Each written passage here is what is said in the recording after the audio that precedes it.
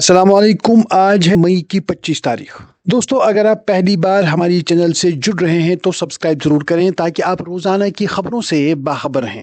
दोस्तों, देश और दुनिया की खबरें आप तक पहुंचाएंगे, लेकिन सबसे पहले बात करते हैं जम्मू कश्मीर की, जहां जिला राजौरी में सिक्योरिटी फोर्सेस और दहशतगर्दों के दरमियान होने वाले हालिया एनकाउंटर के बाद सर्च ऑपरेशन इंतहाई तेज कर दिया गया है। इलाके की हसासियत को देखते हुए मजीद दस्ते रवाना किए गए हैं और घने जंगलाती इलाकों को घेरे में लेकर चप्पे चप्पे की तलाशी जारी है। सिक्योरिटी के इसी तनाजुर में कौमी तहकीकाती एजेंसी यानी NIA की जानिब से एक बहुत बड़ी कामयाबी और सनसनीखेज बैनुल-अक़वामी सप्लाई चेन का पर्दा फाश हुआ है।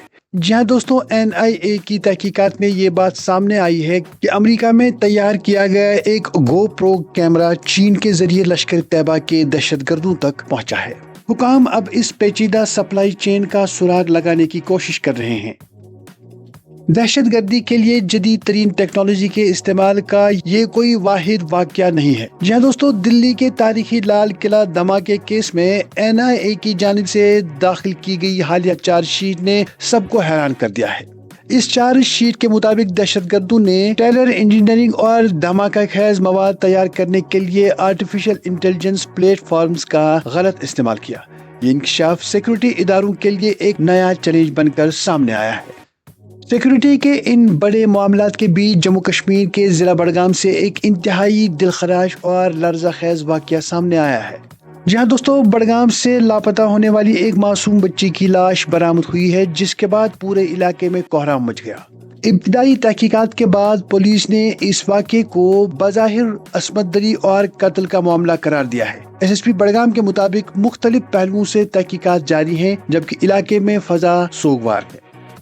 अब रुख करते हैं जम्मू कश्मीर की सियासी राहदारियों का, जहां सियासी और समाजी हमदर्दी के एक मंजरनामे में वजीर आला उमर अब्दुल्ला ने मावर का दौरा किया, जहां उन्होंने मेंबर पार्लियामेंट इंजीनियर रशीद और MLA शेख खुर्शीद से मुलाकात की और उनके खानदानी नुकसान पर तज़ियत का इजहार किया।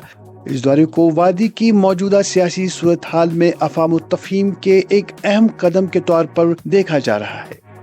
दूसरी तरफ जम्मू कश्मीर के अंदरूनी सियासत में लफ्जी जंग और तलखी मजीद बढ़ गई है।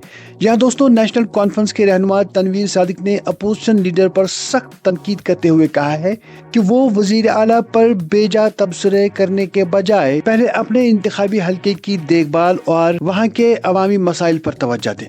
इस सियासी रसाकशी में जम्मू कश्मीर के डिप्टी वजीर आला ने भी हिस्सा लेते हुए अपोजिशन लीडर के बयानात को इंतहाई नामुनासिब करार दिया है और कहा है कि अपोजिशन लीडर की जानिब से मुसलसल इखलाकी हदूद से घिरे हुए रिमार्क्स दिए जा रहे हैं, जो कि पार्लिमानी रिवायत के खिलाफ।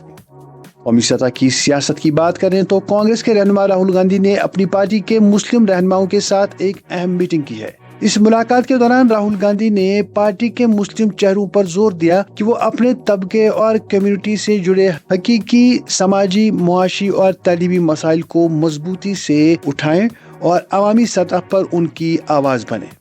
दूसरी जानिब सियासी और इलाकाई हुकूक के तहरीक के हवाले से लद्दाख से एक बड़ी खबर सामने आई है, जहां मारूफ समाजी कारकुन सोनम वांगचुक ने एक अहम बयान जारी किया है। उन्होंने एतराफ़ किया कि उन्हें शदीद खदशा था कि लद्दाख की सूरत हाल भी मणिपुर जैसी खराब न हो जाए, लेकिन वजारत दाखिला के साथ हालिया मुज़ाकरात और मज़बूत पेशरफ्त ने उन खदशात को दूर करने में मदद की है और ये बातचीत लद्दाख के मुस्तकबिल के लिए एक उम्मीद अफजा शिफ्ट साबित हो सकती है।